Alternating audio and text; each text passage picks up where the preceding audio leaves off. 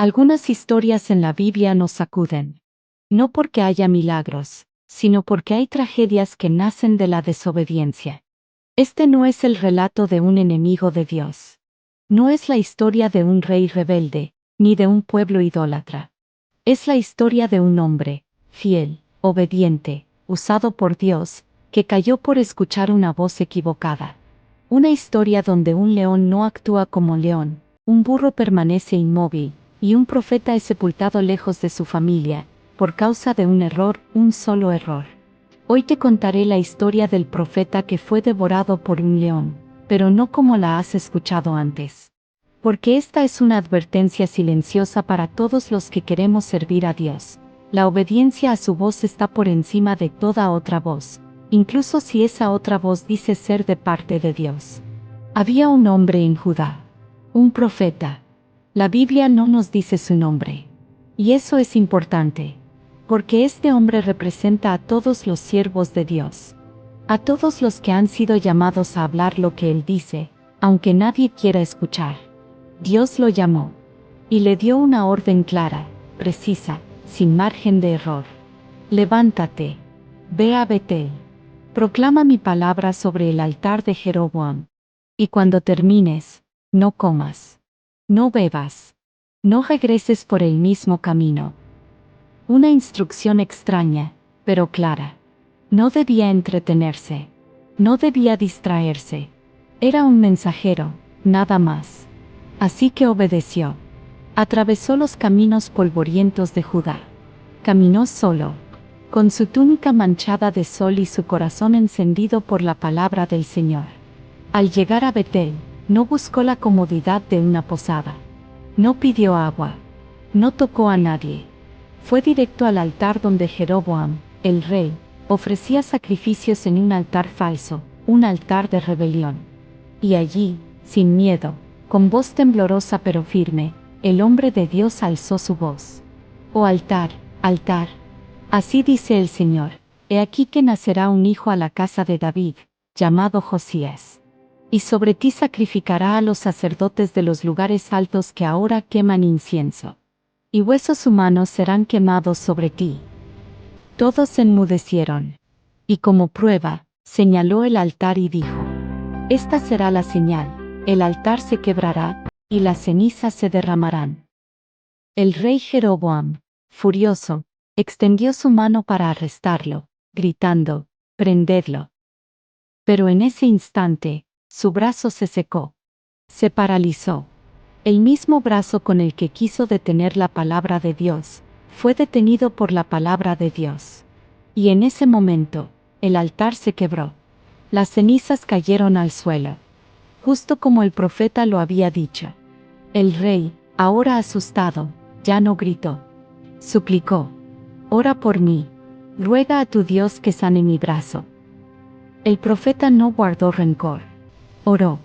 Y Dios restauró el brazo del rey. Avergonzado, Jeroboam lo invitó a su casa, le ofreció comida y recompensa. Pero el profeta respondió con la misma firmeza con la que había profetizado: aunque me dieras la mitad de tu casa, no iría contigo. Porque así me fue mandado: no comas pan, no bebas agua, no regreses por el mismo camino. Y se fue por otro camino, lejos de la ciudad. En obediencia, Betel aún temblaba por lo sucedido. Pero había un hombre allí, un profeta anciano. No estaba en el altar. No fue testigo del milagro. Pero sus hijos sí. Le contaron todo, lo que el hombre de Dios había dicho, lo que había ocurrido, y cómo rechazó comer o beber. El anciano se inquietó. ¿Por qué? ¿Fue por celo? ¿Por curiosidad? ¿Por remordimiento? No lo sabemos. Pero ensilló su burro y salió tras él. Después de un largo trayecto, lo encontró, sentado bajo una encina, descansando. El profeta estaba solo, cansado, quizás sediento, pero obediente. El anciano lo saludó. ¿Eres tú el hombre de Dios que vino de Judá? Él respondió: yo soy. Y el anciano le dijo: ven conmigo a casa, come pan. El hombre de Dios se mantuvo firme. No puedo.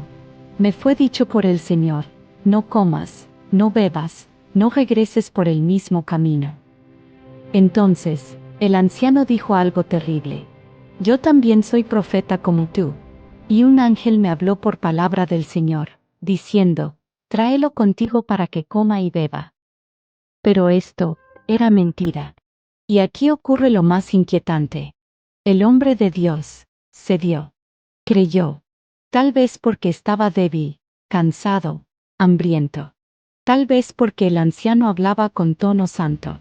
O quizás porque pensó, si también es profeta, Dios puede haberle hablado. Y fue con él. Entró a su casa. Se sentó. Comió pan. Bebió agua. Una acción tan sencilla, pero cargada de peso eterno. Y mientras estaban a la mesa, vino palabra del Señor. Pero no al hombre obediente, sino al que había mentido. Dios usó la boca que mintió, para declarar juicio. El anciano profeta se estremeció. Miró al joven.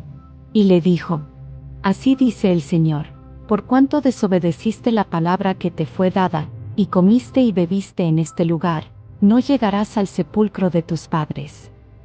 El hombre de Dios guardó silencio. Terminó su pan. Se levantó.